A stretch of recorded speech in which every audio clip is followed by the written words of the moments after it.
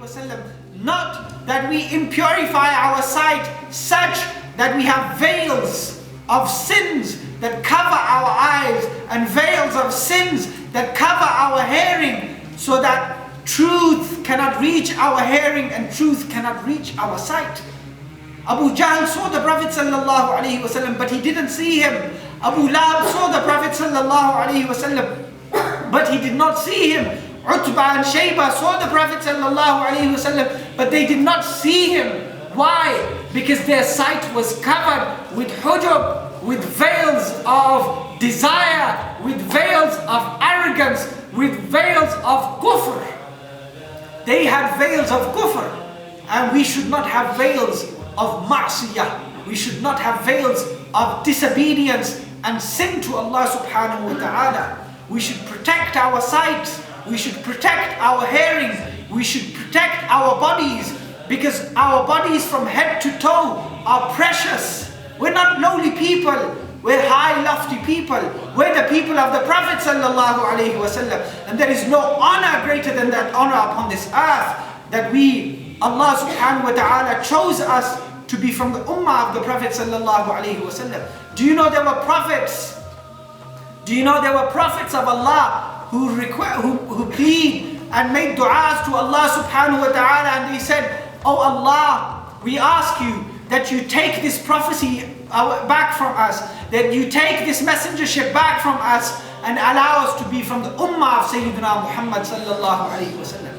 You see how honorable it is to be from the ummah of the Prophet sallallahu alaihi wasallam, that the most elect and the most high of Allah's creation want to give up everything just to be from amongst who we are, the people of the Prophet sallallahu alaihi wasallam. So that was the story of Mashita, who the Prophet sallallahu alaihi wasallam, thousands of years later, he could still smell her fragrance. Then the Prophet sallallahu alaihi wasallam and Jibreel alayhi salam continued, and the Prophet sallallahu alaihi wasallam saw a group of people, and their heads were being crushed by enormous rocks. Their heads were being crushed by enormous rocks. Once their heads were crushed, then their heads would come back intact. Then they would be crushed again, and this would continue. The Prophet sallallahu alaihi wasallam said to Jibreel, "Ya Jibreel, man haula?" Oh Jibreel, who are these people?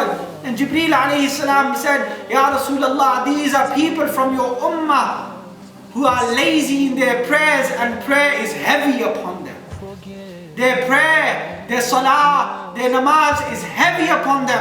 When they reach here, when they reach their barzakh, their heads will be crushed by these rocks. Their heads will be crushed by these rocks." The punishment of missing a prayer is severe. The Prophet sallallahu alaihi wasallam said, "Awwalu ma yus'alu anhu al-'abdu yawm al-qiyamah as-salah." The first thing that a believing person shall be asked about on the day of judgment is salah, is their prayer, is their namaz.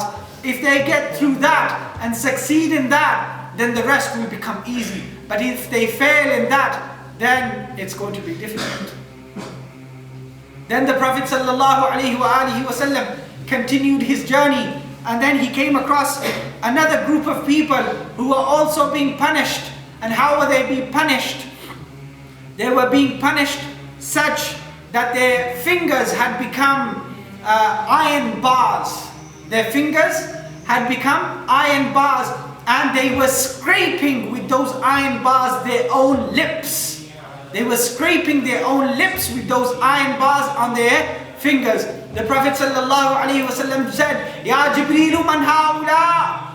Oh Jibreel, who are these people? And Jibreel alayhi salam, he said, "Those are the people, the khutaba of fitna. Those are the preachers of fitna from amongst your ummah. Those who cause fitna amongst the Muslims. This will be their punishment. This is how they will be punished, such that their fingers will become iron bars, and they will scrape with those iron bars their own lips." Then the Prophet sallallahu alaihi wa alihi